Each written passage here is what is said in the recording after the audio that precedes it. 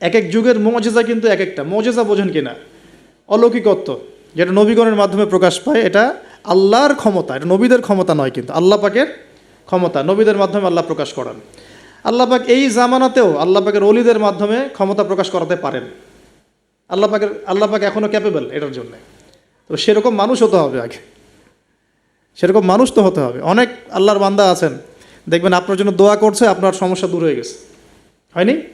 এমন হয়। তো আল্লাহ পাক, এটা তার ক্ষমতা না, ক্ষমতা কার? আল্লাহ পাকের। এখন ওই সময়কার মুজিজা ছিল কিন্তু কুষ্ঠ রোগীকে ভালো করে দেয়া, মনে আছে? অন্ধত্ব দূর করে দেয়া, এবং মৃত ব্যক্তিকে জীবিত করেছেন ঈসা আলাইহিস সালাম আল্লাহর হুকুমে, মনে আছে? যে যুগের মুজিজা, মানে যে যুগটা যে বিষয়ে বেশি বৈচিত্র্যময় ছিল, ওই যুগে আল্লাহ পাক ওই মুজিজাই দিয়েছেন। যেমন সুলাইমান আলাইহিস সালামের সময় জিনদের খুব দাপট ছিল, বুঝছেন? তো সুলাইমান আলাইহিস সালামের সময় জিনদের দাপটটা বেশি ছিল। আল্লাহ পাক জিনদের উপর সুলাইমান আলাইহিস সালামকে কন্ট্রোল দিয়ে দিয়েছেন। ওই যে বাতাসে তার সিংহাসন ফ্লাই করতে শুরু করলো, তার আংটির মধ্যে আল্লাহ পাক ক্ষমতা দিয়ে দিলেন। জিনদেরকে যে কাজ করতে বলতো সেই কাজ জিনরা করতে বাধ্য হতো, মনে আছে ঘটনা? আচ্ছা, আবার মুসা আলাইহিস সালামের সময় জাদুবিদ্যার চর্চা হতো, জাদুবিদ্যার চর্চা। এই চর্চা কিন্তু এখনও হয়, এখনও জাদুবিদ্যার চর্চা হয়, ব্ল্যাক ম্যাজিকের চর্চা এখনও হয়। এগুলো থেকে বেঁচে থাকাটা খুব বেশি ইম্পর্টেন্ট, কারণ এগুলোতে ইফেক্টেড হয়ে গেলে অনেক সমস্যা হয়ে যায়। আমি শেষের দিকে প্রশ্নোত্তর পর্বে কিছু আয়াত বলে দেবো আপনাদেরকে ইনশাআল্লাহ। এই কোরআনের আয়াতগুলো নিয়মিত পড়বেন ইনশাআল্লাহ তাআলা। তো ওই সময় আল্লাহ পাক মুসা আলাইহিস সালামকে লাঠি দিয়ে জাদুবিদ্যার বিপরীতে মুজিজা দেখিয়েছেন, মানে যখন যেটা তার বিপরীতে সেই মুজিজা, বুঝতে পারছেন? নবী সাল্লাল্লাহু আলাইহি ওয়াসাল্লামের যুগে কবি সাহিত্যের যুগ চলছে, একদম কাব্য সাহিত্য নিয়ে তারা খুব গর্ব করত। আল্লাহ পাক কোরআন নাজিল করলেন, সব সাহিত্য ধসে গেল। এটা কোরআনের মুজিজা। আবার ঈসা আলাইহিস সালামের সময় চিকিৎসা বিজ্ঞানের খুব জয় জয়কার চলছিল আর কি। চিকিৎসা শাস্ত্র নিয়ে মানুষের অনেক বেশি মানে আগ্রহ ছিল, যেটা এটা দিয়ে এটা হয়, এটা দিয়ে এটা হয়। আল্লাহ পাক তখন এমন মুজিজা দিয়েছেন যে মৃত মানুষকে জীবিত করে দেখিয়ে দিয়েছেন। তো এই দুই ব্যক্তিকে ওই নাজ্জার হাবিব বিন ইসরাইল, সে ব্যক্তি বলছে যে আমাদেরকে কোনো মুজিজা দেখাতে পারো কিনা। এখন সে বলছে ঠিক আছে, মুজিজা দেখাতে পারবো ইনশাআল্লাহ। আমার এই সন্তান, আমার এই ছেলে দীর্ঘদিন থেকে চোখে অসুখে ভুগছে, এক চোখ নষ্ট হয়ে যাচ্ছে, তুমি শেফা দিতে পারবে কিনা আল্লাহর হুকুমে। আল্লাহ পাকের দরবারে তারা সেজদায় পড়ে গেলেন, আল্লাহর কাছে সাহায্য চাইলেন, তার চোখে হাত বুলালেন, আলহামদুলিল্লাহ চোখ ভালো হয়ে গেল। এগুলো কিন্তু কোনো গাল গল্প নয়। এবার হাবিবে নাজ্জার, তার কিন্তু বিশ্বাস হয়ে গেল, হ্যাঁ এটা তাওহীদের ফসল, এটা তাওহীদের ফসল। এবার তিনি দেনান সাক্ষ্য দিলেন যে আশহাদু আল্লা ইলাহা ইল্লাল্লাহ ওয়া আন্না মুহাম্মাদান, তখন ছিল না, তখন ছিল কি ঈসা রূহুল্লাহ ওয়া আবদুহু, এরকম একটা কালিমা ছিল তখন, ঠিক আছে? তো তিনি মুসলমান হয়ে যেটা করলেন, ওই জনপদের থেকে নির্জনতা অবলম্বন করা শুরু করলেন। তিনি মুসলমান হয়ে কিন্তু জনপদের ভিতর ঢুকে পড়েন নাই, প্রথমে একটু নির্জনতা অবলম্বন করা শুরু করলেন, কারণ সমাজের সবাই কিন্তু মুশরিক। এখন ওখানে যদি আপনি সরাসরি ঢুকে যান, ঢুকায় আপনি এখন যদি জোরে জোরে তাকবীর দেওয়া শুরু করেন, তাহলে তো রিমান্ড হবে আর কি। তো তিনি নিজেকে একটু সেফ করে একা একা ইবাদত করা শুরু করলেন। এখানে আমাদের শিক্ষা আছে কিন্তু। আমি এই হাবিবে নাজ্জারের ঘটনা, ওই তৎকালীন সময়কার ওই আন্তাকিয়া শহরের শিরক, এগুলোর সাথে আপনি বর্তমান বিশ্বকে মেলাতে পারবেন। এখনকার বিশ্বের অবস্থাও কিন্তু মোটামুটি এরকমই। অনেক আলোচনা আমি আগে করেছি বিগত লেকচারগুলোতে, যে এই ওয়ার্ল্ডের প্রতিটা ডিপার্টমেন্টেই শিরক আছে, একদম এডুকেশন থেকে শুরু করে, শিক্ষা থেকে শুরু করে পলিটিক্স পর্যন্ত সবখানেই শিরক আছে। কোনো জায়গায় শিরক বাদ নাই। ইকোনমিক্সেও শিরক আছে, সামাজিক কালচারে শিরক আছে, আমাদের চিন্তা দর্শনে শিরক আছে, আমাদের মিডিয়ার মধ্যে শিরক আছে, আমাদের বুদ্ধিজীবীদের মধ্যে শিরক আছে, আমাদের রাজনীতিবিদদের মধ্যে শিরক আছে, আমাদের ধর্ম নেতাদের মধ্যেও শিরক আছে কোনো কোনো জায়গায়, আছে না? আছে। যদি আপনি ভালো করে খিজিরের মতো দেখতে শেখেন, আপনি বুঝতে পারবেন এই ওয়ার্ল্ডটা শিরকের আন্ডারে আছে। আর সামনে আসবে বড় শিরক, মাসিহুদ দাজ্জাল, সামনে মানুষ দেখবে এগুলো।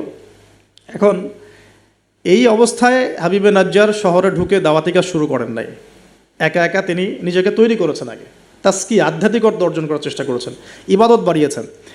এদিকে ওই দুজন রাসূল তারা শহরে প্রবেশ করলেন, বেশ কিছু সময় তারা মানুষকে দাওয়াত দেওয়ার চেষ্টা করলেন, কিন্তু মানুষ ইসলাম কবুল করছে না।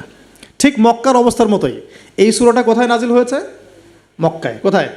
এই সূরা কিন্তু মদিনায় নাজিল হয় নাই। তাহলে এই সূরার মধ্য দিয়ে আল্লাহ পাক রাসূল সাল্লাল্লাহু আলাইহি ওয়াসাল্লামকে শিক্ষা দিচ্ছেন, সাহাবীদেরকেও শিক্ষা দিচ্ছেন। ঠিক মাক্কি পরিবেশের মতোই তৎকালীন পরিবেশটা ছিল। আর মাক্কি পরিবেশ মানে, আমি অনেক দিন আগে বলেছি, মাক্কি পরিবেশ মানে শিরক, মাক্কি পরিবেশ মানে সুদ, রিবা, মাক্কি পরিবেশ মানে হচ্ছে মাদক, মাক্কি পরিবেশ মানে জেনা, ব্যভিচার, মেয়েদের মানহানি আর গোত্রীয় হানাহানি, এগুলো মক্কা। মক্কা মানে এইগুলো যেটা এখনকার ওয়ার্ল্ডে চলছে। আপনি যদি ছোট ছোট সেন্সে চিন্তা করেন না, তাহলে আমাদের সোসাইটিটাও মাক্কি। ছোট সেন্সে চিন্তা করেন, এখানে শিরক দিয়ে ভর্তি, রিবা সুদ দিয়ে ভর্তি, মাদক দিয়ে ভর্তি, মেয়েদের যে জেনা, ব্যভিচার, পর্নোগ্রাফি, এগুলো দিয়ে ভর্তি। আর কি, গোত্রীয় হানাহানি তো আছেই, এটা এখন পলিটিক্যাল হানাহানিতে রূপ নিয়েছে। কোনো কোনো জায়গায় ধর্মীয় হানাহানি হচ্ছে, মসজিদে মসজিদে ভাগাভাগি হচ্ছে। আছে, মক্কার আদর্শ কিন্তু এখনও সমাজের মধ্যে আছে। খালি দার্শনিক দৃষ্টিভঙ্গিতে দেখতে শিখুন, একটু একটু খিদিরের মতো দেখতে শিখুন। এখন দেখুন, এই দুজন রাসূল দাওয়াত দেওয়ার পর, দীর্ঘদিন দাওয়াত দেওয়ার পরে যখন মানুষ ইসলাম কবুল করছে না, তখন তারা প্রকাশ্যে মানে আল্লাহু আকবার, তাকবীর এটা দেওয়া শুরু করেছিল। যখনই বের হতেন তার তাকবীর দিতেন, আল্লাহু আকবার, আল্লাহু আকবার, আল্লাহু আকবার, লা ইলাহা ইল্লাল্লাহ, লা ইলাহা ইল্লাল্লাহ, এভাবে প্রকাশ্য দাওয়াত দেওয়া শুরু করলেন। ঠিক আব্দুল্লাহ বিন মাসউদ রাদিয়াল্লাহু আনহুর মতো। নবী সাল্লাল্লাহু আলাইহি ওয়াসাল্লাম একদিন বললেন যে, কে আছো, কুরাইশদেরকে কোরআন শোনাতে পারো? তারা তো কোরআন শুনতেই চায় না, কোরআন বললেই কানে আঙ্গুল ঢুকায় দেয়। হ্যাঁ, কোরআন বললেই তারা কাপড় দিয়ে মাথা আবৃত করে, এগুলো কোরআনে আছে কিন্তু। তখন আব্দুল্লাহ বিন মাসউদ, সুবহানাল্লাহ, রুয়াইয়াল গানাম বলা হতো তাকে, মানুষ তাচ্ছিল্য করতো, মানুষ তাকে তাচ্ছিল্য করতো। তার পা ছিল সরু, মানে চিকন সরু, পা দেখে আবু জেহেল হাসাহাসি করতো, সুবহানাল্লাহ। আর ওই পায়ের নিচেই আবু জেহেলের মৌত আল্লাহ লিখেছিলেন, সুবহানাল্লাহ। ওই পা দিয়ে তার আবু জেহেলের বুকের উপর পাড়া দিয়ে তিনি তাকে গর্দান কেটেছেন বদরের মাঠে। খালি 13 বছরের ব্যবধান, সময়ের ব্যবধান, খালি জাস্ট টাইম টক্স, মানে সময় কথা বলে, কথা বলে না, সময় কথা বলে। এই আব্দুল্লাহ বিন মাসউদ রাদিয়াল্লাহু আনহুর পায়ের তলেই আবু জেহেল আবার মারা গেছে। তো এই আব্দুল্লাহ বিন মাসউদ রাদিয়াল্লাহু আনহু বললেন যে, আমি শোনাবো কুরাইশদেরকে কোরআন ইনশাআল্লাহ। তারপর তিনি বের হয়ে কাবা ঘরের সামনে গিয়ে আর রহমান আল্লামাল কোরআন খালাকাল ইনসান এই তেলাওয়াত শুরু করলেন। বাস, মায়ের শুরু হলো। এখন যদি আপনি বের হয়ে সবার সামনে বলেন, আল্লাহর হুকুম ছাড়া কোনো হুকুম নাই, ইনিল হুকমু ইল্লা লিল্লাহ, আল্লাহর হুকুম ছাড়া কোনো হুকুম নাই, ওয়া মান লাম ইয়াহকুম বিমা আনজালাল্লাহু ফাউলাইকা হুমুল কাফিরুন, মায়ের একটা মাটিতে পড়বে? একটাও গায়েবই হয়ে যেতে পারেন আপনি, নাই নাই, আউট অফ হিস্ট্রি। আপনি আপনার কথা মানুষ ভুলেই যাইতে পারে, হয় না এমন? আর যদি জাতিসংঘে গিয়ে বলেন যে এর যত বেজ আছে সব শিরকের উপর আছে, সারা ওয়ার্ল্ডের মধ্যে শুধু ইসলামিক খেলাফা চলবে, তাইলে কি হবে? তো এই অবস্থা হয়েছে আব্দুল্লাহ বিন মাসউদ রাদিয়াল্লাহু আনহুর। বেচারা মক্কায় গিয়ে কাবা ঘরের সামনে গিয়ে বলছে, লা ইলাহা ইল্লাল্লাহ, আল্লাহ ছাড়া কোনো মাবুদ নাই, আর রহমান আল্লামাল কোরআন খালাকাল ইনসান আল্লামাহুল বায়ান, হ্যাঁ, ফাবিআইয়ি আলাই রাব্বিকুমা তুকাযযিবান। বাস, আবু জেহেল, আবু লাহাব, উতবা, সাইবা সবগুলো মেরে মারা শুরু করেছে। তাহলে শিক্ষা হচ্ছে এগুলো সুন্নত। শিক্ষাটা কি? দিনের পথে যদি সত্যিকার কেউ ইফোর্ট দেয়, তাহলে এই জিনিসগুলো তার ভাগ্যে আসবে। এই নির্যাতন, নিপীড়ন বা অপদস্থতা তার ভাগ্যে আসবে। যাদের ভাগ্যে আসছে না, 100% বলতে পারবো যে সেটা সঠিক পথ নয়, 100%। হ্যাঁ, সঠিক পথের ডানে বামে আমরা চোরা রাস্তা খুঁজি, তো সঠিক ক, সঠিক খ, সঠিক গ, হ্যাঁ, সঠিক অল্প সঠিক, বেশি সঠিক, একটু বেশি সঠিক, মানে এরকম আর কি। সত্যিকার অর্থে ওই রকম সঠিক পথে গেলে এগুলো আসবেই। তো এটা একটা ফলসিফিকেশন টেস্ট, যাদের উপর এগুলো আসতেছে সন্দেহ নাই যে ইনশাআল্লাহ তারা সঠিক পথে আছে। তারা সারা দুনিয়া থাক না থাক ওই ব্যক্তি সঠিক পথে আছে, না হলে তার উপরে এগুলো আসতো না। এখন যাই হোক, ওইদিকে যাচ্ছি না আমি। এখানে এই দুজন রাসূল সেম ভূমিকা পালন করলেন। ব্যাস, এবার রাজা তাকে গ্রেফতার করা শুরু করলো। কোন রাজা? আন্তাকিয়া শহরের রাজা। রাজা কিন্তু খ্রিস্টান ধর্মাবলম্বী ছিলেন। রাজা খ্রিস্টান ধর্মাবলম্বী ছিলেন না, খ্রিস্টান ধর্মাবলম্বী হওয়ার জন্য ঈসা আলাইহিস সালাম তাকে দাওয়াত দিচ্ছিলেন এই দুজন রাসূলের মাধ্যমে। তো রাজা তখন এই দুজন ব্যক্তিকে ধরে রেখে দিল। এই দুজন ব্যক্তির নাম এক একটা কিতাবে এক এক রকম এসেছে। আমি 3টা নাম পেয়েছি আর কি। একটা হচ্ছে, প্রথম ব্যক্তির নাম ছিল ইউহান্না, হ্যাঁ। দ্বিতীয় ব্যক্তির নাম ছিল রাসূল, কিন্তু তারা মানে কার রাসূল? ঈসা আলাইহিস সালামের প্রেরিত দূত। এই দূত অর্থে বলছে রাসূল। একজনের নাম ছিল বাউলাস, একজনের নাম হচ্ছে ইউহান্না, একজনের নাম কি ছিল? বাউলাস। আর অন্য একটা বর্ণনা আসছে যে একজনের নাম ছিল সাদেক, আর একজনের নাম ছিল মাসদুক। একজনের নাম সাদেক, একজনের নাম মাসদুক। আচ্ছা, এই দুজন এখন গ্রেফতার। তো এবার তাদেরকে রেখে দেওয়া হয়েছে। ঈসা আলাইহিস সালাম আরও একজন ব্যক্তিকে তাদের সাহায্যের জন্য পাঠালেন। এটাই হলো কোরআনের এই আয়াতটা, যে ওয়াদরিব লাহুম মাসালান আসহাবাল ক্বরিয়া ইয জাআহাল মুরসালুন ইয আরসালনা ইলাইহিম ইসনাইন ফাকাযযাবুহুমা ফাআজ্জাজনা বিসালিস। যখন তাদের দুইজনকে অস্বীকার করা হলো, আমি আরও একজনকে পাঠালাম। এই আরও একজনের নাম হচ্ছে আপনার শামউন। কি নাম? শামউন। এই শামউন ছিল খুবই বিচক্ষণ। এখান থেকে আমাদের শিক্ষা আছে একটা, যারা দাওয়াতি কাজ করতে চান, দিন নিয়ে চলতে চান, দিন প্রচার করতে চান, বা দিন নিয়ে বড় স্বপ্ন দেখেন, এই শামউনের মধ্যে শিক্ষা আছে। কীরকম শিক্ষা? এই শামউন গিয়ে সরাসরি তাদেরকে বলল না যে আমি ও দুজনকে বাঁচাতে আসছি, বরং শামউন নিজের পরিচয় গোপন করে ফেলছে। শামউন নিজের পরিচয় গোপন করে সে অর্ডিনারি মানুষের রূপে সমাজে মেলামেশা শুরু করলো। সে মোটামুটি একটা ছদ্মবেশ ধারণ করেছে আর কি, এবং আস্তে আস্তে আস্তে আস্তে রাজার ঘনিষ্ঠ মানুষদের সাথে তার একটা সম্পর্ক তৈরি হয়েছে। এমনও বহু মানুষ কিন্তু এখন সমাজের মধ্যে আছে না? সরাসরি ইমান জানান দিতে পারে না, কিন্তু ভিতরে ভিতরে ইসলামকে সমর্থন করে, আছে না? আমাদের প্রতিটা ডিপার্টমেন্টে এমন ভাই বোন আছে কিন্তু, যারা ইসলামকে মন থেকে সাপোর্ট করে, কিন্তু হয়তো চাকরির ভয়, এইটার ভয় মানে এক্সপোজ করতে পারে না। তো প্রথমত সে সেভাবে নিজেকে গুটিয়ে নিল। এক পর্যায়ে রাজার কাছে তার নাম ছড়িয়ে পড়লো। সে একদিকে তাদের সাথে মেশে, আরেকদিকে সে আল্লাহর কাছে দোয়া করে, নামাজ পড়ে, সেজদা করে। সে কিন্তু একজন আধ্যাত্মিক গুণে গুণান্বিত মানুষ। এক পর্যায়ে রাজার দৃষ্টি আকর্ষিত হলো তার প্রতি। ওই যে ইউসুফ আলাইহিস সালামের প্রতি রাজার দৃষ্টি আকর্ষিত হয়েছিল না? স্বপ্নের ব্যাখ্যা কেউ দিতে পারে না, ইউসুফ দিয়ে দিলেন। 7 বছর দুর্ভিক্ষ হবে, ওকে আমার কাছে নিয়ে আসো, ওকে আমার কাছে নিয়ে আসো, আমি তাকে আমার নিকটস্থ কাছের মানুষ বানিয়ে দিব। তো রাজা বা শাসক যদি সৎ হন, মনের মধ্যে যদি সততা থাকে না, তিনি খুঁজে বের করতে পারবেন কার দ্বারা আসলে জাতির খেদমত হওয়া সম্ভব। এটা দায়িত্ব তাদের, খুঁজে বের করা যে কোন কোন মানুষদেরকে কাছে নিয়ে আসলে দেশের বা জাতির খেদমত হবে। এই সৎ সাহস তো সবাই দেখাতে পারে না এখন এই ব্যক্তি, এই রাজা মোটামুটি এদিক থেকে বিচক্ষণ ছিল। সে এই শামউনকে কাছাকাছি নিয়ে আসলো, নিয়ে এসে বলল যে তোমার সব কথাবার্তা আমার কাছে খুব ভালো মনে হয়, তোমার জ্ঞানতাত্ত্বিক কথাবার্তাগুলো তুমি বলো, এগুলো খুব ভালো মনে হয়, তো তুমি আমার কি উপকার করতে পারো? তো শামউন বলছে যে আমি শুনেছি যে আপনার জেলখানায় 2জন ব্যক্তি আছে। কোন 2জন? আগে 2জন গ্রেপ্তার। তো তাদের ব্যাপারে আপনার কি মন্তব্য? আমার মন্তব্য, আমি আসলে ভাবার সময় পাইনি তাদেরকে নিয়ে, রাজা খুব ব্যস্ত ছিল। তাকে আমার কাছে নিয়ে আসেন, আমি কিছু কথা বলতে চাই তাদের সাথে। শামউনের কথা শুনে রাজা নিয়ে আসলেন তাদের 2জনকে। এবার কৌশলে শামউন এই 2জন ব্যক্তির মধ্য দিয়ে রাজাকে দাওয়াত দিচ্ছে। শামউন কৌশলে এই 2 ব্যক্তির মাধ্যমে রাজাকে দাওয়াত দিচ্ছে। শামউন এদেরকে বলছে যে তোমরা কোন আল্লাহর ইবাদত করো, কোন আল্লাহর কথা বলছো, আমাদের এখানে তো এমন কোনো আল্লাহ নাই। তখন তারা আবার ব্যাখ্যা দিচ্ছে, আমরা সেই আল্লাহর কথা বলি যে আল্লাহ ছাড়া কোনো ইলাহ নাই, যিনি আসমান থেকে বৃষ্টি বর্ষণ করেন, যিনি মৃতকে জীবিত করেন, ইত্যাদি ইত্যাদি। তাওহীদের সব কথা তারা বলা শুরু করলেন, এবং রাজা কিন্তু শুনছে। শোনার মাধ্যমকে শামউন নিজে। তাহলে এখানে আমাদের শিক্ষা আছে না? তা আপনারা একটু ইসলামের পথে আসলেই সমাজ থেকে ডিসকানেক্টেড হতে চান কেন? সমাজের মধ্যেই থাকতে হবে। সমাজের মধ্যে থেকেই আপনি সমাজের ভিতর ইসলাম ছড়িয়ে দিবেন ইনশাআল্লাহ। ঠিক আছে? ইনশাআল্লাহ একদিন সমাজ পরিবর্তন হবে। আমরা যদি সমাজ থেকে ডিসকানেক্টেড হয়ে যাই, তাহলে তো সমাজ নষ্ট হয়ে যাবে। তো দেখুন, অনেক যুবক ছেলে আমাদেরকে বলে, ভাইয়া নামাজ পড়তাম না, এখন নামাজ পড়ি, এখন বিসিএস পরীক্ষা দিব না ভাবছি। কেন দিবেন না? ওর সাথে কী সম্পর্ক? ওর সাথে কী শত্রুতা? আপনি আরও বড় বড় পোস্টে যান, মানুষকে তাওহীদের দাওয়াত দেন, তাওহীদ প্রতিষ্ঠার চেষ্টা করেন। আল্লাহ হেফাজত করুন, আল্লাহ তৌফিক দান করুন। এখন এই শামউনের থ্রু দিয়ে এই 2 ব্যক্তি রাজাকে দাওয়াত দিলেন, মাশাআল্লাহ। এবার রাজা জিজ্ঞাসা করছে যে কোনো মোজেজা আছে না, কোনো অলৌকিকত্ব দেখাতে পারবে? আমরা যে আল্লাহর ইবাদত করি, মাঝে মাঝে কিন্তু জিনের উপাসনা করলে কিছু অলৌকিকত্ব দেখা যায়। অলৌকিকত্ব না, মানে ভেলকিবাজি দেখানো যায় আর কি। দেখবেন জিনতাত্ত্বিক যারা চর্চা করে, দেখবেন ভেলকি দেখায় মানুষকে।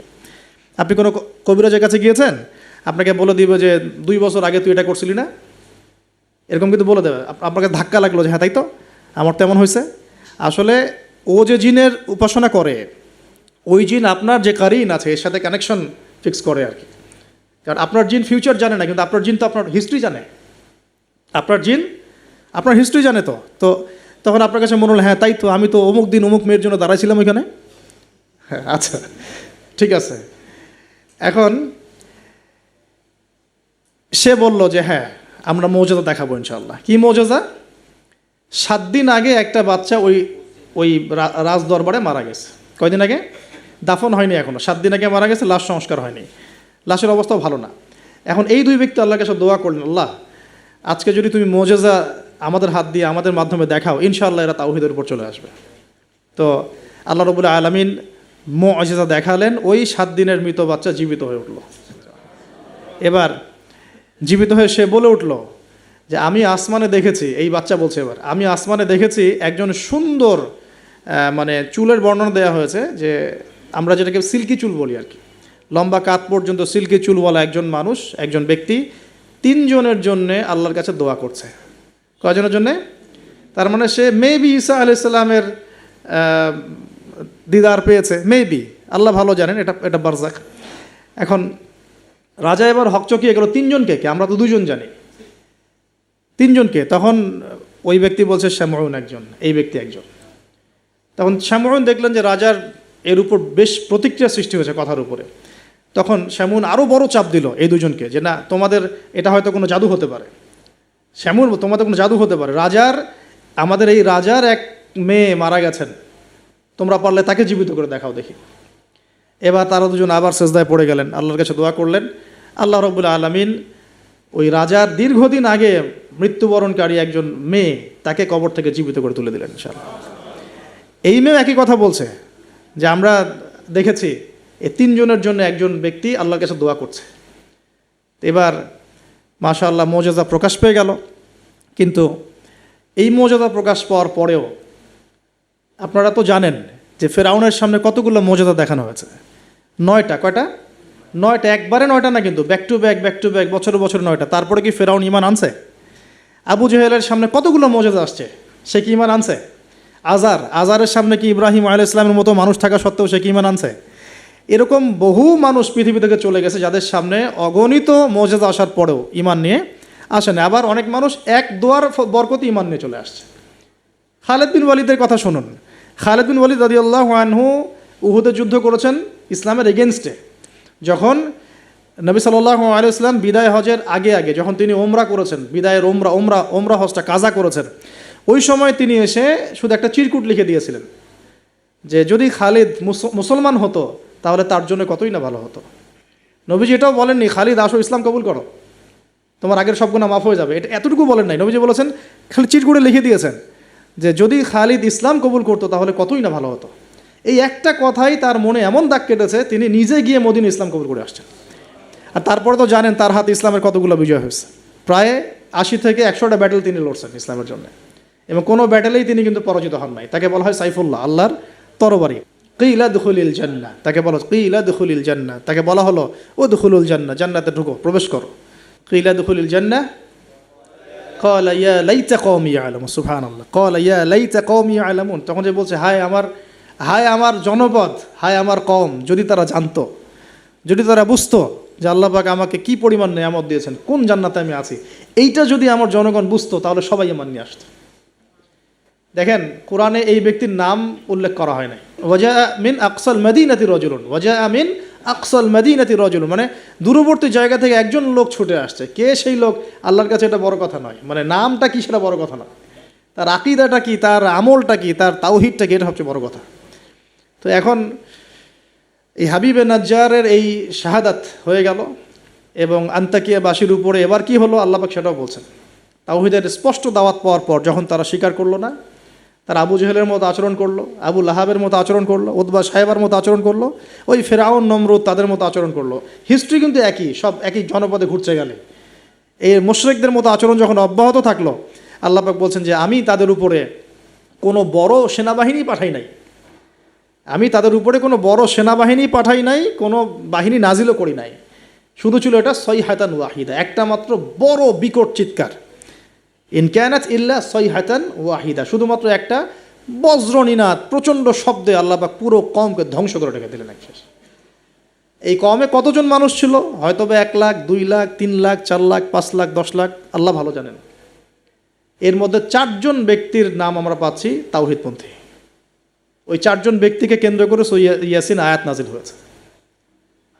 রাসূল সাল্লাল্লাহু আলাইহি ওয়াসাল্লাম মক্কায় হয়তো হাজার হাজার মানুষ ছিল, কিন্তু আমরা আবু বকর, ওসমান, ওমর, আলীর নাম মনে রাখছি। আসহাবুল কাহফের মধ্যে হয়তো হাজার হাজার লাখ লাখ মানুষ ছিল, কিন্তু আমরা ওই 7 জন বা 9 জন যুবকের কথা মনে রাখছি। খেয়াল করে দেখেন, ইব্রাহিম আলাইহিস সালামের সময় হয়তো লাখ লাখ মানুষ ছিল সমাজের মধ্যে, কিন্তু আমরা মনে রাখি ইব্রাহিম আলাইহিস সালাম, লূত আলাইহিস সালামের কথা, বিবি সারা আলাইহিস সালামের কথা, হাজরা আলাইহিস সালামের কথা, এই কয়জন মানুষের কথা, ইসমাইল, ইসহাক। এরকম প্রত্যেক যুগে যুগে আপনি দেখবেন যে তাওহীদপন্থী মানুষের সংখ্যা কিন্তু কম এবং আল্লাহ পাকের অনুগত বান্দাদের সংখ্যা খুব কম। এই ঘটনাটা আল্লাহ রাব্বুল আলামিন এই আন্তাকিয়াবাসীর এই ঘটনাটাকে সূরা ইয়াসিনের এই 13 থেকে প্রায় 32 নম্বর আয়াত পর্যন্ত পুরোটা নিয়ে আসছেন। এবং এর মধ্য দিয়ে আল্লাহ রাব্বুল আলামিন আমাদেরকে যে মেসেজগুলো দিতে যাচ্ছেন সেটা হলো, যে পয়েন্ট আকারে ফাইন্ড আউট করি। দেখুন, এক, ফার্স্ট অফ অল রাসূলদের কাজ যারা করবেন, মানে রাসূলের কাজ মানে কি, দাওয়াতি কাজ, তাবলীগের কাজ, মানুষকে তাওহীদের প্রচার করবেন, দিনের ফিকির করবেন, দিন নিয়ে দিন প্রতিষ্ঠার স্বপ্ন দেখবেন, তাদেরকে সর্বপ্রথম আগে তাওহীদপন্থী হতে হবে। তাওহীদপন্থী মানে এই ভেজাল তাওহীদপন্থী না, এই তাওহীদ না যে আমি তাগুতও মানি আবার ইয়াও মানি, মানে ইসলামও মানি, আমি তাগুতও মানি, আমি কুফরও মানি, আমি সুদও মানি, হ্যাঁ, আমি দলীয় বিভাজনও মানি, আমি কি বলবো যে ব্যক্তি পূজাও করি, আমি শায়েখ পূজাও করি, আমি সবই করি, আবার তাওহীদও আছে। মানে এইরকম গোলালো মার্কা তাওহীদের কোনো কাজ নাই বাংলাদেশে। যদি বাংলাদেশে আমরা ইসলাম নিয়ে বড় স্বপ্ন দেখি, তাহলে আগে তাওহীদের ডেফিনেশন শিখতে হবে। তাওহীদ কাকে বলে? লা ইলাহা ইল্লাল্লাহ মানে আল্লাহ ছাড়া কিছুই নাই, এই কথা স্পষ্ট করে আমাদের বলার মতো সৎসাহস থাকা উচিত এবং বলার মতো যোগ্যতা থাকা উচিত।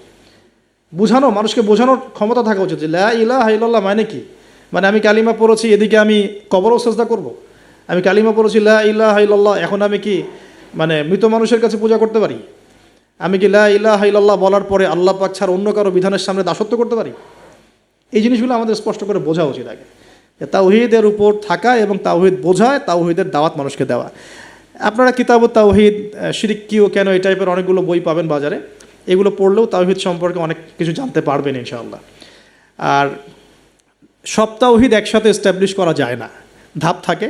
ব্যক্তি পর্যায়গুলো আগে আমরা সংশোধন করব, আমাদের পরিবারটাকে সংশোধন করার চেষ্টা করব ইনশাআল্লাহ। আস্তে আস্তে আমরা তাওহীদের দাওয়াত মানুষকে দিব।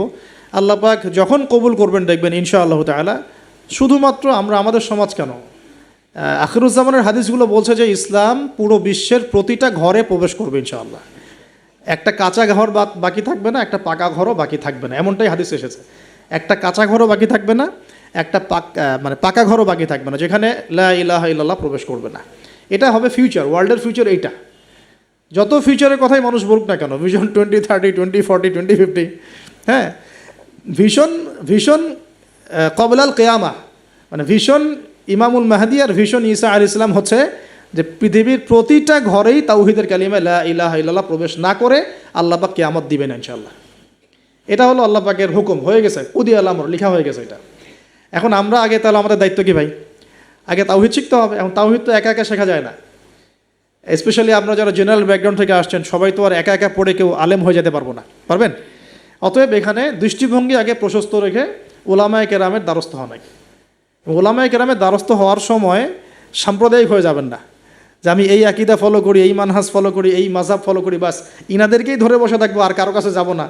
এই চিন্তাটাও ঠিক না, কারণ জ্ঞান কিন্তু সবার কাছেই আছে, জ্ঞান সবার কাছেই আছে। আপনি যদি বলেন যে আমি হানাফি মাযহাবের সব মানি আলহামদুলিল্লাহ, আমি শাফিঈ মাযহাবের সব মানি আলহামদুলিল্লাহ, আহমদ বিন হাম্বল রাহিমাহুল্লাহকে শ্রদ্ধা করি, তার জ্ঞান আমি নিব ইনশাআল্লাহ, ইমাম মালিক রাহিমাহুল্লাহকে শ্রদ্ধা করি, তার জ্ঞান নিব, আপনি অনেক বেশি জ্ঞান পাবেন, অনেক বেশি জ্ঞান পাবেন। আর যদি এত কিছু বোঝার ক্ষমতা আপনার না থাকে, কমসে কম একটা স্কুল অফ থট ফলো করেন, সমস্যা কি? সাধারণ মানুষ, আমার অত কিছু বোঝার ক্ষমতা নাই ভাই, আমি একজন ইমামকে ফলো করি, ব্যাস হয়ে গেল, এতটুকু যথেষ্ট। এখন আমাদের প্রথম কাজ হলো তাহলে প্রিয় ভাইয়েরা, তাওহীদ শেখা এবং তাওহীদ শেখার জন্য ওলামায়ে কেরামের দ্বারস্থ হওয়া। আল্লাহ পাক তৌফিক দান করুন। এবং এই জায়গায় আমরা কিন্তু সাম্প্রদায়িক হব না, আমরা সংকীর্ণ চিন্তাভাবনা করব না, আমরা আমাদের চিন্তাভাবনাগুলোকে প্রশস্ত রাখার চেষ্টা করবো। আল্লাহ পাক তৌফিক দান করুন, সকলেই বলে আমিন। আসসালামু আলাইকুম, বসেন প্লিজ। 2 নম্বর পয়েন্ট যেটা আমরা ফাইন্ড আউট করতে পারি, আমাদের প্রশ্নোত্তর পর্ব আছে আবার এবং কুইজ আছে, তো পয়েন্টগুলো একটু মার্ক করে নেবেন, পরে আমাকে কেউ লিখে দিয়েন, কারণ আমি কিন্তু লিখে নিয়ে আসি নাই, আমি বলতেছি আর কি, ঠিক আছে? সেকেন্ড পয়েন্টটা আমরা ফাইন্ড আউট করতে পারি। দেখুন, দাওয়াত দেওয়ার সময় রাসূলগণ কিন্তু ধনী গরিব ভেদাভেদ করে দাওয়াত দেন। হাবিবে নাজ্জার কী ছিল পেশা? একজন কাঠমিস্ত্রি। আমরা তো রিক্সাওয়ালাকে দাওয়াত দিয়ে গিল্টি ফিল করি, আমাদের প্রেস্টিজ ইস্যু হয়, ওকে দাওয়াত দিব কিসের ইসলামে? হ্যাঁ, তো আমরা সমাজে ছোট বড় ধনী গরিব পাপী ফাসেক জালেম মুত্তাকি সব শ্রেণীর মানুষের মধ্যে দাওয়াতি কাজ করবো ইনশাআল্লাহ। আল্লাহ পাক তৌফিক দান করুন, আমিন। এই দাওয়াতি কাজটা হবে দুইভাবে, একটা হচ্ছে অমুসলিমদের মাঝে ইসলামের দাওয়াত, অমুসলিমদের মাঝে তাওহীদের দাওয়াত, ইসলামের দাওয়াত। এখানে তো অমুসলিম সোসাইটি ছিল আন্তাকিয়ায়, তো অমুসলিমদের মাঝে তাওহীদের দাওয়াত এটা বেশি জরুরি বাংলার মাটিতে, কারণ এখন প্রচুর মানুষ দিন দিন কিন্তু অমুসলিম হয়ে যাচ্ছে মুসলিম থেকে। আপনারা জানেন কি না জানি না, যারা পার্বত্য অঞ্চলে, বর্ডার এলাকায়, উত্তরাঞ্চলে বিভিন্ন জায়গায় আমরা তো সফর করি, আমরা তো জানি বিভিন্ন জায়গায় এমনও ঘটনা ঘটেছে যে মানুষ দলে দলে খ্রিস্টান হওয়া শুরু করেছে। দেখুন রাসূল সাল্লাল্লাহু আলাইহি ওয়াসাল্লাম আমাদের মাঝে এখন সশরীরে নাই, তা তিনি কি রেখে গেছেন আমাদের জন্য? এই দিনটাই তো। আমরা, আমার পকেটেও তসবিহ দানা আছে, গুনতে সহজ লাগে, আল্লাহুম্মা সাল্লি আলা মুহাম্মদ, আল্লাহুম্মা সাল্লি আলা মুহাম্মদ, এটা গোনা তো সহজ, বসে বসে দরুদ পড়া তো সহজ, কিন্তু রাসূল সাল্লাল্লাহু আলাইহি ওয়াসাল্লামের দিনের হেফাজত করা তো এত সহজ না। তাহলে কোন কাজটা করলে আমরা বড়মুখ করে রাসূলের সামনে দাঁড়াতে পারবো কিয়ামতের দিন? তার দিনের হেফাজত করলে। তো আমরা অমুসলিমদের মধ্যে দাওয়াতি কাজ তো করছিই না, যারা করছে তাদের সংখ্যা খুবই কম। আর যে দলে দলে দিন দিন মানুষ মুসলমান থেকে অমুসলিম হচ্ছে, এই ফিকিরও আমাদের নাই, এই ফিকিরও আমাদের মধ্যে নেই। আমরা তো পড়ে আসি ভাই, সত্যি কথা বলতে আমরা পড়ে আসি হাত বাঁধা নিয়ে আর কি। হাত বাঁধবো কোথায়? পায়ে, পা কি কেমন করে লাগবো, কেনি আঙ্গুল নাকি গোড়ায় গোড়া? মানে আমাদের চিন্তা ভাবনাগুলো অনেক বিশাল, আমরা একদম মানে ওয়ার্ল্ড নিয়ে চিন্তা করতেছি। হ্যাঁ, আমরা চিন্তা করতেছি একদম ইসলামিক রেভলিউশন, খিলাফা, এই সেই, অথচ বাস্তবিক অর্থে আমাদের চিন্তা কোন জায়গায়? কেনি আঙ্গুলে না গোড়ায়? আপনি হাতটা উঠাবেন না উঠাবেন না, আপনি বাঁধলেন কোথায়? অনেকের অ্যাটিটিউড এতটাই এগ্রেসিভ যে মনে হয় যে হাত নিচ থেকে উপরে আসা মানে হচ্ছে অমুসলিম থেকে মুসলমান হয়েছে। আগে অমুসলিম ছিল, ভাবটা এমন যে আগে মুসলমান ছিলাম না ভাই, আগে দিন কিছুই বুঝতাম না, এখন আমি একদম পরিপূর্ণ সহিতে আসছি। তার মানে আগে আপনি সহিতে ছিলেন না। তো যারা এখন যে কোনো একটা মাযহাব ফলো করে, যেমন হাম্বলি মাযহাব ফলো করে মিডল ইস্টের মানুষরা, তারা বেশিরভাগই হাম্বলি মাযহাব ফলো করে। মালাকি মাযহাব ফলো করে দেখেন আফ্রিকান কন্টিনেন্টের মানুষরা। ইন্দোনেশিয়ার ওদিকে যাবেন, মালয়েশিয়া, ওখানে দেখবেন শাফঈ মাযহাব প্রচুর। এই সাবকন্টিনেন্টের মধ্যে হানাফি মাযহাবের প্রচলনটা বেশি। তার মানে কি এরা কেউই হকের উপর নাই? এই থটসটা আমরা কোথায় পেলাম? হ্যাঁ, এমন হতে পারে যে কিছু কিছু কাজ বা আমল মাযহাবের নামে চলছে, যেটা হয়তো কোরআন সুন্নাহ সমর্থন করছে না, সেক্ষেত্রে আমরা ওটা সংশোধন করবো, অবশ্যই করবো, কেন করবো না? তো আমরা আমাদের দৃষ্টিভঙ্গিটা একটু বড় করি, এইটাই ইসলাম নয়। এখান থেকে এখানে আসলাম মানে ইসলাম একদম আমার পরিপূর্ণ ঢুকে গেছে, বিষয়টা এমন নয়। আমাদের বড় চিন্তা করতে হবে। তাওহীদ, দিন দিন তাওহীদ বাংলার মাটি থেকে মানুষ শুষে নিচ্ছে। তাওহীদ তো শুষে নেওয়া হচ্ছে অনেক আগ থেকেই, তাওহীদ তো পানির মতো শুষে নেওয়া হচ্ছে অনেক আগ থেকেই। ব্যক্তিগত জীবনে হয়তো আমি সুন্নতের আমল করছি, ব্যক্তিগত জীবনে আমি তাসবিহ তাহলিল করছি, জিকির আজগার করছি, তাহাজ্জুদ পড়ছি, সত্যিকার অর্থে কি এটাই ইসলাম? ইসলাম বলতে এতটুকুই বোঝায়? তো এই জিনিসগুলো আমাদের একটু বড় করে ভাবা উচিত। আর ইখতিলাফি মাসআলাগুলোকে নিয়ে এত বেশি আর আল্লাহর রাস্তায় ঝগড়া করেন না। অলরেডি মসজিদ ভাগ হতে হতে হতে হতে আমরা মানে এমন একটা সময় ছিল যখন সবাই বলতো যে এইগুলা বাতিল, এইটাই হক। নাম বলছি না আমি, XYZ এগুলো বাতিল, এইটা হচ্ছে হক। তো পরে দেখা গেলো হকের মধ্যে হক, হক ক, হক খ, হক গ, হক ঘ, এগুলো শুরু হয়েছে এখন। আর আপনি কোথায় যাবেন? তো এখানে একটা ভালো দৃষ্টিভঙ্গি এরকম যে আমরা সবার প্রতি শ্রদ্ধা রাখতে পারি, আমরা সবার মতাদর্শের প্রতি শ্রদ্ধা রাখতে পারি তো কমসে কম, যে হ্যাঁ ওই ভাইয়ের কাছে কিছু দলিল আছে, আমার কাছেও আছে, তার দলিলটা কতটুকু অথেন্টিক, আমারটা কতটুকু অথেন্টিক না, এই গভীরে ঢোকার মতো জ্ঞান তো আমাকে অর্জন করতে হবে। আমি দু চারটা বই পড়ে কী বা শিখে ফেললাম? এমন দু চারটা বই পড়ে আমি কী বা শিখে ফেললাম? আর যে রেফারেন্সগুলো দেয়া আছে বইয়ের নিচে, ওই রেফারেন্সগুলো ঘাটার মতো যোগ্যতা আমার হয়েছে কিনা?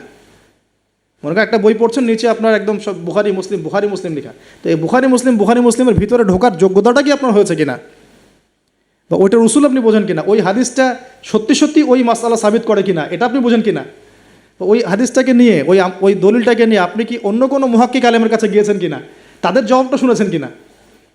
আমরা অনেক ছোট জায়গায় আছি ভাই। আমি একটু খোলামেলা কথা বলছি, আমরা এখন অনেক ছোট পরিসরে চিন্তা করছি। ইসলামের এগেনস্টে যারা কাজ করছে ওরা অনেক বড় করে চিন্তা করছে, ওরা দিন দিন মানুষকে অমুসলিম বানাচ্ছে। আপনি একটু সফর করেন, আল্লাহ পাক তো বলেছেন সফর করো, জমিনে ঘোরো, দেখো দিনের ফানজুর কাইফা কানা আকিবাতুল মুকাদ্দিবিন, আল্লাহ পাক ঘুরতে বলেছেন, দেখতে বলেছেন। সফর করে দেখতে থাকেন যে কী অবস্থা চলছে। আমরা বিশ্বাস করেন, মানে আমরা ঢাকায় যে বাসা থাকি, ওই বাসার সামনে যে গলি, ভাড়া বাসা আমাদের, আমরা প্রায় দেখি যে 10 জন 20 জন ছেলে পেলে আড্ডা মারে গোল গোল করে। তো প্রথমে ভাবলাম যে মেয়েটে দেখে হয়তো, ছেলেরা তো এগুলোই করে না। পরে দেখলাম ওই 5 মিনিটের মধ্যে একজন গাজা বানায় ফেললো, আর 4-5 জন টানে টেনে শেষ। অ্যান্ড আমি যে চোখে দেখলাম, আমি বড় জোরকে ধমক দিলাম একটা, যদি কালকে দেখি কান ফাটায় ভালো। আমি গতকালকে কথা বলছি এরকম। তো এখন আমি তো আর কিছু করতে পারবো না। আল্লাহ পাক যদি আমাকে ক্ষমতা দিতেন, আমি তখন অ্যাকশন নিতে পারতাম। এই হলো যুব সমাজের অবস্থা। এদের বয়স 15 থেকে 20 বছরও না। 15 থেকে 20 বছরের যুব সমাজের অবস্থা আজকে ভয়াবহ। প্রশাসনের ভাইরা আছেন, জিজ্ঞেস করে দেখেন কিশোরগঞ্জের কী অবস্থা, টিকটক প্রজন্মের কী অবস্থা। এরা এমন কোনো পাপ নাই করতে বাকি রাখতেছে না। এরা কিশোরদের অবস্থা। আমাদের বাচ্চাদের অবস্থা দেখেন, স্কুল কলেজে তারা পড়ছে, ছোটো ছোটো বাচ্চারা, সব তো ডিভাইস এডিক্টেড। ডিভাইস, সারাদিন ডিভাইস নেই। ওর তো মাথার মধ্যে, ওর মাথার যে মানে এনার্জিটা, যে সেলগুলো ডেভেলপই হতে দেয়নি আমরা। ও যে পরিবারে বড় হচ্ছে, পরিবারের স্বামী স্ত্রীর মধ্যে সুসম্পর্ক নাই, হৃদ্যতাপূর্ণ কোনো পরিবেশে দেখছে না। হ্যাঁ, ওর খাওয়ার ঠিক নাই, ও মানে শারীরিক কসরত নাই। হ্যাঁ, খালি একটা সার্টিফিকেটকে আমরা সব মনে করছি। 10টা 5টা প্রাইভেট পড়তেছে, মনে করছে আমি আমার ছেলেকে মানুষ করে ফেলাইলাম। ইসলামের তো কোনো ফিকিরই নাই, কোরআন পড়তে জানে না, নামাজ দূরের কথা, অজু করতে পারে না। আমি হার্ডলাইনে কথা বলছি, নামাজ দূরের কথা, অজুই করতে পারে না। ঠিকমতো অজু করতে হয় কীভাবে জিজ্ঞাসা করেন, অজুর ফরজ করে জিজ্ঞাসা করেন, ওকে বলতে পারে কিনা। এই বয়সের মেয়েদের অবস্থা দেখেন। এই বয়সের মেয়েগুলো যারা ঘুরে বেড়ায়, তারা মনে করে ওয়ার্ল্ডে এরা ছাড়া কেউই নাই, দুনিয়াটাই ওদের। হ্যাঁ, চুল ঠিক করতে হলেও করবে, না করতে হলেও করবে। ওর কাজই একটা, চুল ঠিক করা, সারাদিন চুল ঠিক করতে থাকবে। হ্যাঁ, মানে বাসায় যত মেকআপ সব একদিনে মেখে বের হয়ে যাবে। মানে মানুষকে দেখাতে হবে, আমাকে মানুষ দেখুক, সুন্দর বলুক। এদেরকে টার্গেট করেছে কিছু বাণিজ্যিক লোকজন। ওরা শিখিয়েছে এদেরকে, তুমি সুন্দর না, তোমাকে সুন্দর হতে হবে। ব্যাস, স্নো পাউডার শুরু হলো তারপর থেকে। ওকে আগে বুঝাইছে, মাথার মধ্যে ঢুকাইছে, তুমি সুন্দর না, তোমাকে আরও সুন্দর হতে হবে। ব্যাস, তারপরে যে এই ক্রিম সেই ক্রিম, ব্যবসা শুরু হয়ে গেল, এই পার্লার সেই পার্লার। মানে এই মেয়েগুলার, আপনি বিশ্বাস করেন, এই টিকটক প্রজন্মের কথা বলছি, কিশোর গ্যাংয়ের কথা বলছি, ছেলেরা যতটা না বদ, এই মেয়েদের একটা বড় অংশ তার চেয়ে অনেক বেশি বদ, অনেক বেশি। তারা চায়, কিছু কিছু মেয়ে চায় যে তাকে যেন টিস করা হয়, কিছু কিছু মেয়ে চায় যে সে ছেলের পিছনে বাইকে করে ঘুরবে। এখন রাতের বেলা বা অন্য কোনো সময় যদি এই ছেলে 4-5টা মিলে এখন এই মেয়েটাকে রেপ করে ফেলায়, এখানে কি সম্পূর্ণ দোষ শুধুমাত্র ছেলেটারই? আমাকে অ্যান্সার দেন দেখি। ওই মেয়েটা কেন ওখানে ঘুরতে গেল ওর সাথে? ওর বাবা কী করছিল, ওর ভাই কী করছিল? আমরা আমাদের সোসাইটির দিকে একটু দেখেন, আমরা অনেক ছোট জায়গায় চিন্তা করতেছি। এই যে আপনি হাত বাঁধে নিয়ে পড়ে আসেন না, পায়ে পা নিয়ে পড়ে আসেন, আর আপনি বলছেন আমারটা সই, ওরটা ও খারিজি হয়ে গেছে, ও ভণ্ড হয়ে গেছে, ওই হয়েছে।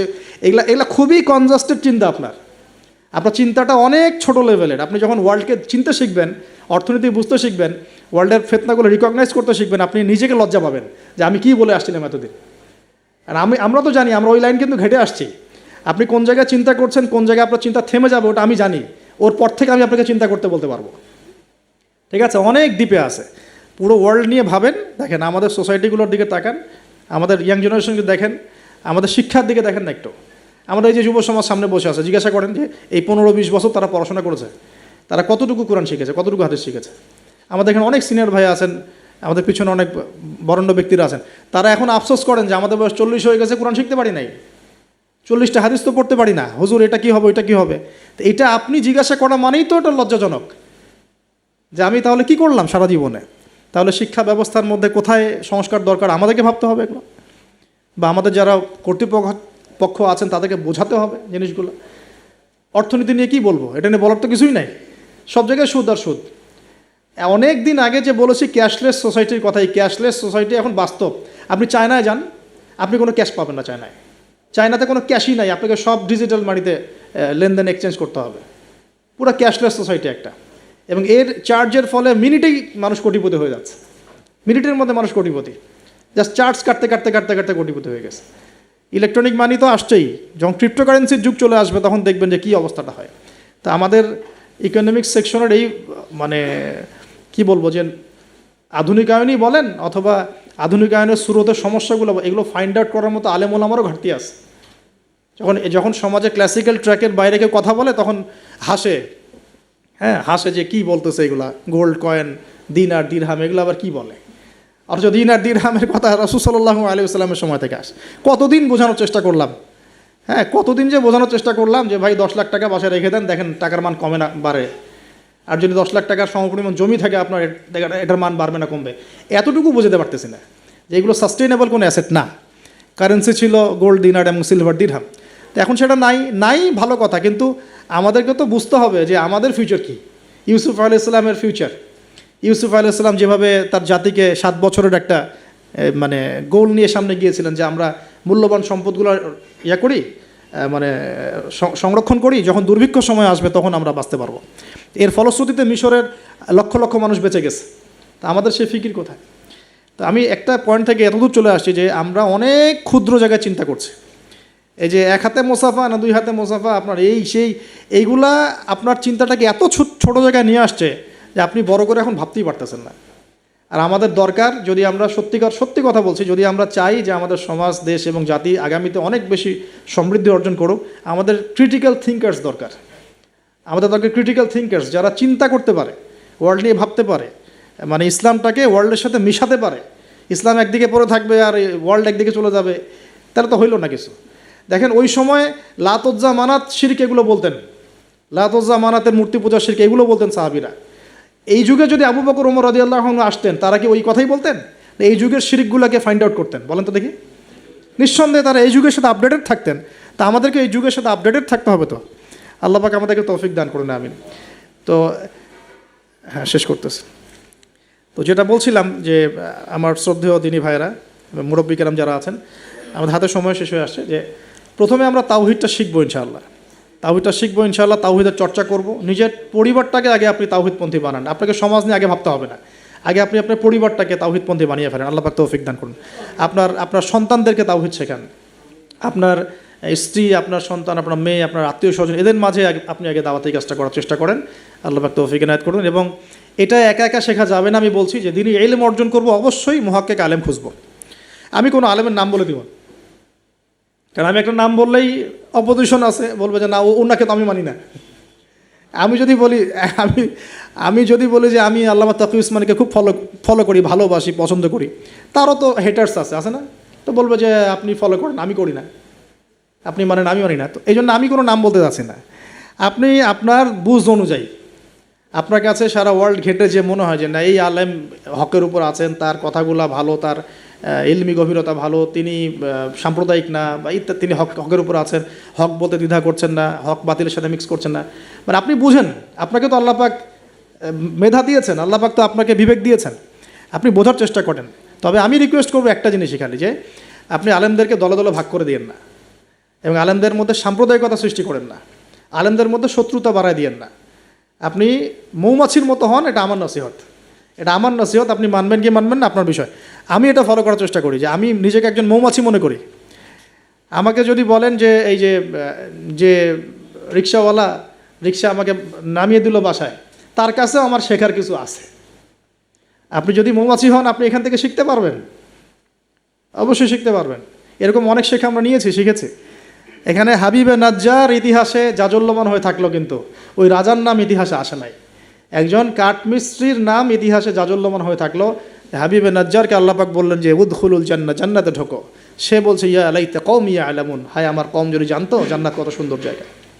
অতএব প্রিয় ভাইরা, মৌমাছি হয়ে যান, যেখানে হক পাবেন, ভালো ভালো দিনই ইলম পাবেন, আপনি সেটা নেওয়ার চেষ্টা করেন। পরে আস্তে আস্তে যখন আপনার ম্যাচুরিটি বাড়তে থাকবে, আপনি বুঝবেন যে আসলে কোনটা হকের সবচেয়ে বেশি কাছাকাছি। আপনি ধরেন মেডিকেল সায়েন্স পড়েছেন, ইঞ্জিনিয়ারিং পড়েছেন, এখন আপনি বোঝেন না যে ক্লাস 8, 9, 10-এ কোন জায়গায় গ্যাপ ছিল? বুঝতে পারি না আমরা? এভাবে আস্তে আস্তে গ্র্যাজুয়ালি আপনি যেতে থাকেন, এক পর্যায়ে আল্লাহই আপনাকে সেই এলেম, প্রজ্ঞা, হিকমা দিবে। আপনি চূড়ান্ত লেভেলে বুঝতে পারবেন যে হ্যাঁ এইটা ঠিক আছে, এখানে থাকলে কোনো সমস্যা নেই অ্যাটলিস্ট। আর বাংলাদেশে যত হকপন্থী ওলামায়ে কেরাম আছেন, হোক সালাফি ঘরানার বা হানাফি ঘরানার বা ইত্যাদি, হক সবার মধ্যেই আছে, সবার মধ্যেই আছে। তবে কিছু কিছু ব্যক্তি আছে, উভয় ঘরানারই কথা বলছি, কিছু কিছু ব্যক্তি যারা আমানতের সাথে খেয়ানত করছেন। ওই জিনিসটা বুঝতে হলে আপনাকে ওই লেভেলে যেতে হবে। আপাতত আপনি সব ওলামায়ে কেরামকে শ্রদ্ধা রাখেন, শ্রদ্ধা রেখে আপনি এলিম অর্জনের চেষ্টা করুন, যেটা আপনার কাছে পাচ্ছেন, আপনি আপনার শহরে পাচ্ছেন, আপনার কাছাকাছি পাচ্ছেন। আর একটা রিকোয়েস্ট করবো যে অনলাইনে আহলুল ফেসবুক ওয়াল ইউটিউব হয়ে যাবেন না। এই জামাত নিয়ে বড় সমস্যা। এটা একটা আবার জামাত বের হয়েছে, এই জামাত মানে আবার জামাত ইসলাম না, আবার যারা রেকর্ড করতেছেন এটা আবার দিয়ে দিন না, জামাতি কথা বলে আসছে। আমি বলেছি যে আহলুল ফেসবুক ওয়াল জামা, মানে এরা ফেসবুক আর ইউটিউব দেখে দিন শেখে। তো ফেসবুক ইউটিউব দেখে দিন শেখা যাবে না। ফেসবুক ইউটিউব দেখে আমরা মাঝে মাঝে কিছু তথ্য নিতে পারি, কিন্তু এই জগৎটা ইহুদি খ্রিস্টান দ্বারা নিয়ন্ত্রিত এবং একটা ফেতনার জগৎ। এখানে জিবরাইল আলাইহিস সালামকে চুবাই দেন, মানুষ তাকেও গালি দেওয়া শুরু করবে। হ্যাঁ, এখানে যে কোনো নবীকে নিয়ে আসেন, মানুষ তাকেও গালি দেওয়া শুরু করবে। এটা যে এত জঘন্য একটা জায়গা, এখানে কাউকে আর ভালো মানুষ রাখে নাই কেউ। যে কোনো আলেমের নাম বলেন, আমি তার ব্যাপারে 10টা খারাপ বের করে দিতে পারবো, আর আমার ব্যাপারে 11টা পারবো আর কি। ঠিক আছে, যে কোনো মানুষের কথা বলেন, কাউকে ভালো রাখে নাই।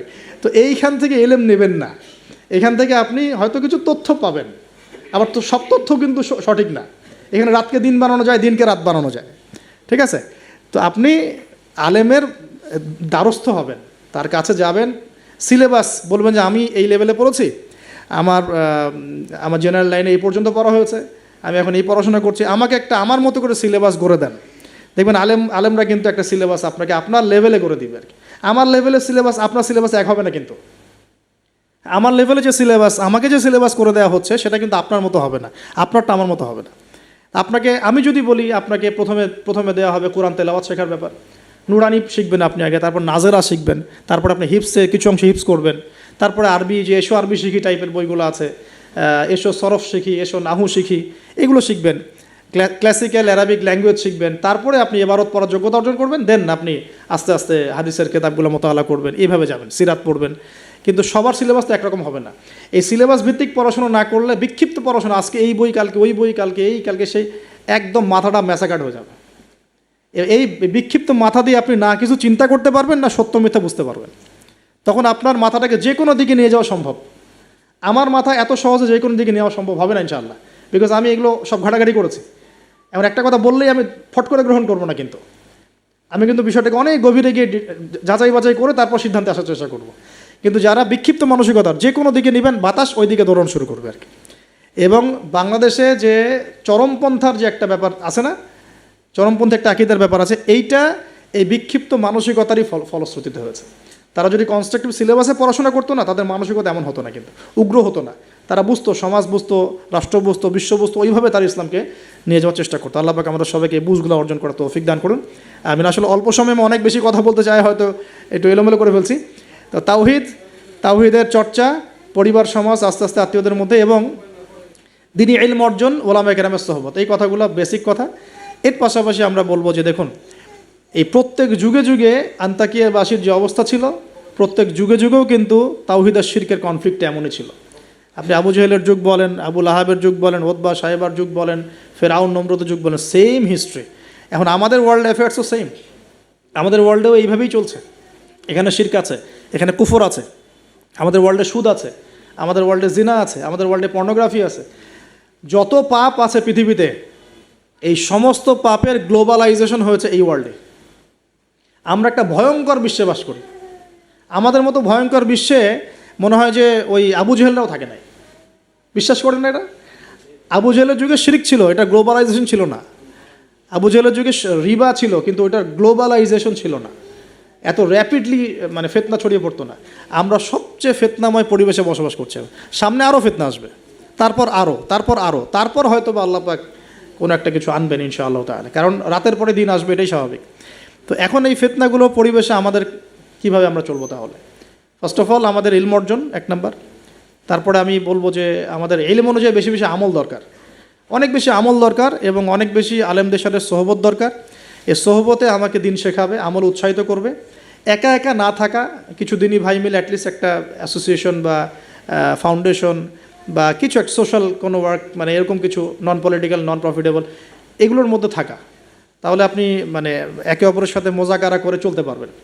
বা এগুলো করতে না পারলেও যে কোনো একটা বৃহত্তর জামা, যেমন যেটা ক্লাসিক্যাল ট্রেন্ড আছে, কেউ কওমির মধ্যে আছেন, কেউ তাবলিগে আছেন, কেউ সালাফিজমে আছেন, মানে একটা ঘরানা ফলো করে চলা, তাহলে আপনার কিছু দিনী ভাইয়ের সাথে আপনি মানে মিলেমিশে থাকতে পারবেন, আপনাকে ইসলাম সংশোধন করতে পারবে একজন আরেকজনের। আর এখানে বিভক্তি না বাড়ানো, ঐক্যবদ্ধ থাকতে গিয়ে আবার বিভক্ত বানায় দল ক্রিয়েট না করে ফেলা। মনে করেন আমরা একটা ফাউন্ডেশন করলাম, এই ফাউন্ডেশনটাকে একটা দল মনে করা, না মনে করা যে আমি আমারটাই সত্য মিথ্যা চূড়ান্ত মানদণ্ড, এরকম মনে না করা, বরং আপনাকে সবার সাথে মিউচুয়াল করে চলার চেষ্টা করতে হবে। মানে হকপন্থীদের কথা বলছি, হকপন্থীদের সাথে মিউচুয়াল করে চলার চেষ্টা করতে হবে। তো না হলে ওইটা আবার আরেকটা ফেরকা হয়ে যাবে আর কি। আপনি হক প্রতিষ্ঠা করতে গিয়ে নতুন একটা ফেরকার জন্ম দিয়ে ফেলেন না, যেটা হয়েছে বাংলাদেশে। বাংলাদেশে হক প্রতিষ্ঠা করতে গিয়ে মানুষ বহু ফেরকার জন্ম দিয়ে ফেলছে আর কি। এমন যে বললাম না, হক ক, হক খ, হক গ, হক ঘ, কেউ কারোর সাথে কারো আবার মিল নাই। হকের কয়ের আমির একজন, ক্ষয়ের আমির একজন, গয়ের একজন, ঘয়ের একজন। এইরকম হজবরল একটা হসপস অবস্থা হলো তো সমস্যা। তো একসাথে থাকবো। শোনেন, এই কথাটা খুব ভালো করে শোনেন, আব্দুল মালিক সাহেবের বই থেকে কথাটা বলছি। আমি অনেক শ্রদ্ধা করি। মতানৈক্য থাকবে, তার উপর ঐক্য হবে। মতানৈক্য আছে, ওই ভাই আমার ধরেন যে বাবরি চুল পছন্দ করে, আমি করি না। ওই ভাই মনে করেন যে কি বলবো, রফিল আদান করে, আমি করি না। ওই ভাই মনে করেন যে কি বলবো, যে হ্যাঁ জোরে আমিন বলে, আমি আসতে বলি।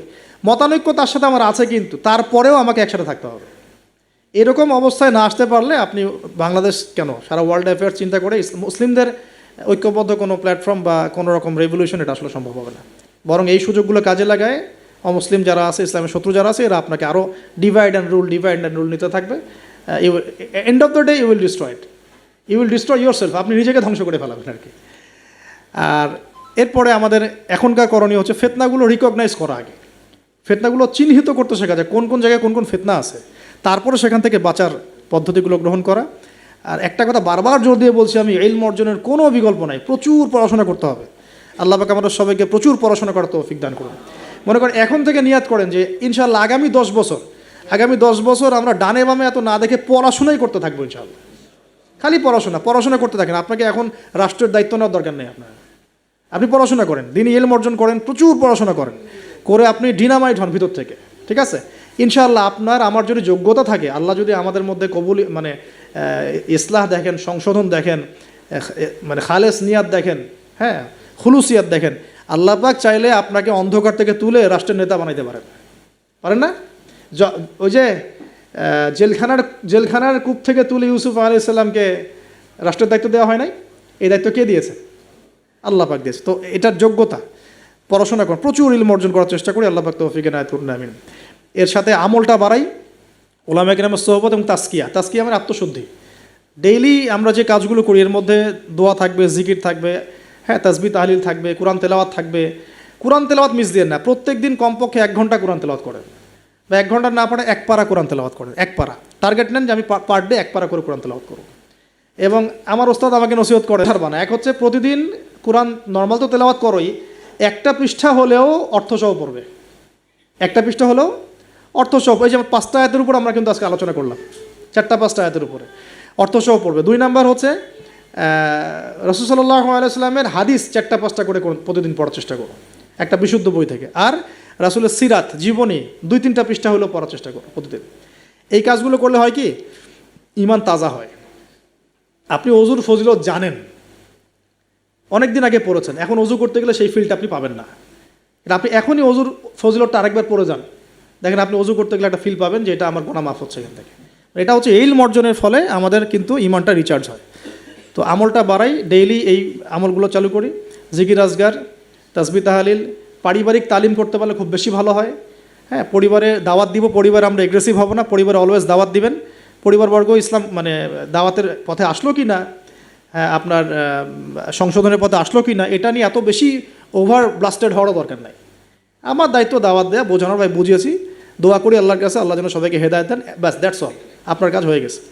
এরপরে আমরা আমাদের সামর্থ্য অনুযায়ী দাওয়াতি কাজ অব্যাহত রাখবো। হয়তো ওলামায়ে কেরামের সোহবতে বা যেভাবে করছেন আলহামদুলিল্লাহ, প্রতিষ্ঠিত কোনো জামায়াতের মধ্য দিয়ে অথবা ক্লাসিক্যাল ইসলামিক ট্রেন্ডে যেভাবে কাজ করছেন আলহামদুলিল্লাহ, এই কাজগুলোকে সমন্বয় করাটাই চ্যালেঞ্জ।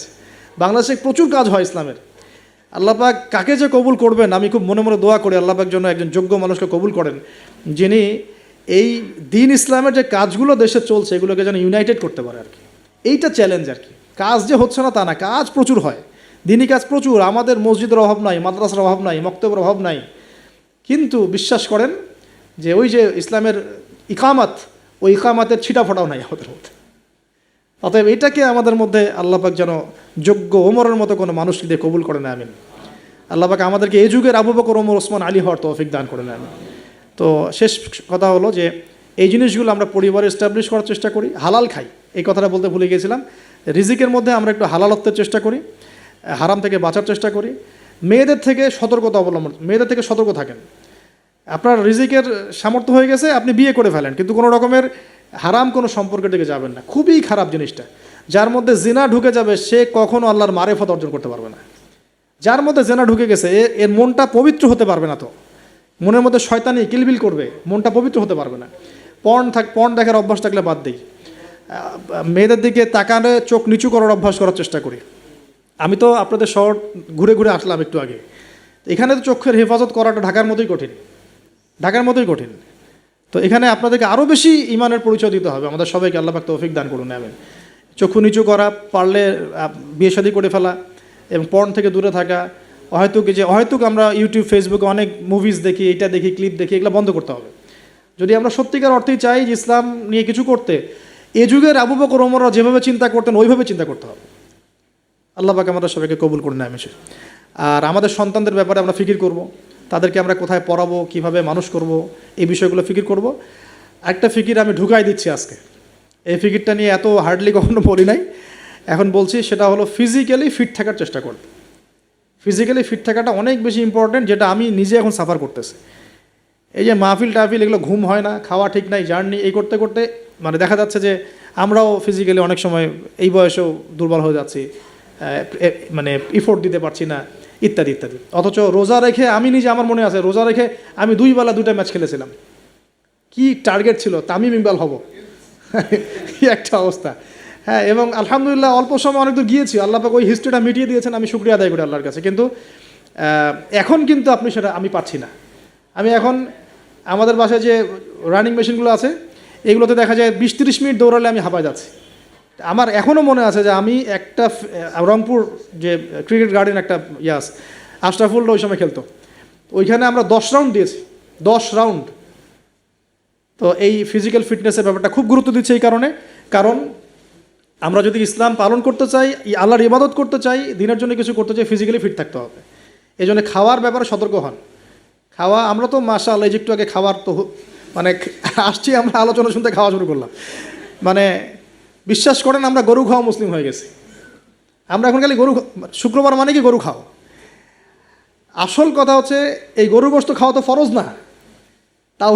তাওহীদের উপর থাকা ফরজ, সুন্নত প্রতিষ্ঠা করা ফরজ। যেগুলো আরাম লাগে সেগুলো আমরা খুব করতে চাই, আর যেগুলো করতে কষ্ট এগুলো আমরা করতে চাই না। তো খাওয়া দাওয়া করেন, সমস্যা নেই, কিন্তু ফিজিক্যালি ফিট থাকার চেষ্টা করেন। ডেইলি কিছু এক্সারসাইজ করেন। হ্যাঁ, পারলে যারা জিম করতে পারেন তারা জিম করবেন। বাচ্চাদের খাবার কী দিচ্ছি সেটার ব্যাপারে সতর্ক থাকেন। বাসায় কী খাবার ঢুকছে এটা সতর্ক থাকা উচিত। কী খাচ্ছে কী খাচ্ছি না, এই ব্যাপারে ডক্টরদের পরামর্শ নেন যে আমরা কোন বয়সে কীভাবে চলবো। এটা খুব ইফেক্টিভ হবে। পরবর্তীতে আপনারা ভালো কিছু করতে পারবেন ইনশাআল্লাহ তাআলা। আল্লাহ পাক তৌফিক দান করুন। আর সবশেষ কথা হচ্ছে যে আমাদের সবার মধ্যে আল্লাহ পাক কিছু প্রতিভা দিয়েছেন। কেউ হয়তো মাশাআল্লাহ লিখতে পারেন, কেউ হয়তো মাশাআল্লাহ বলতে পারেন, কেউ ভালো অ্যাসোসিয়েট করতে পারেন। যার যে প্রতিভা আছে এই প্রতিভাগুলোকে ফাইন্ড আউট করে আল্লাহর দ্বীনের জন্য কাজে লাগে। এর মানে এই না সবাইকে আলেম হয়ে যেতে হবে, সবাইকে মুফতি হইতে হবে। This is not necessary. আপনার যেখানে আপনি আছেন, একজন প্রশাসনের ভাই তার জায়গা থেকে ইসলামের খেদমত করতে পারে, একজন ডক্টর তার জায়গা থেকে দিনের খেদমত করতে পারে, একজন পলিটিশিয়ান তার জন্য আরও বড় সুযোগ আছে, তার বড় জায়গা থেকে তিনি দিনের খেদমত করতে পারেন। ঠিক আছে, ওকে। তো প্রিয় ভাইরা, যার যেখানে আমাদের কাজ আছে, জব সেকশন, আমরা সেখান থেকে দিনের খেদমত করার চেষ্টা করি। আল্লাহ পাক আমাদের সবাইকে তৌফিক ইনায়াত করুন, বলি আমিন। আজকের মতো আমরা এখানে শেষ করছি, আমাদের হাতে আর সময় নাই।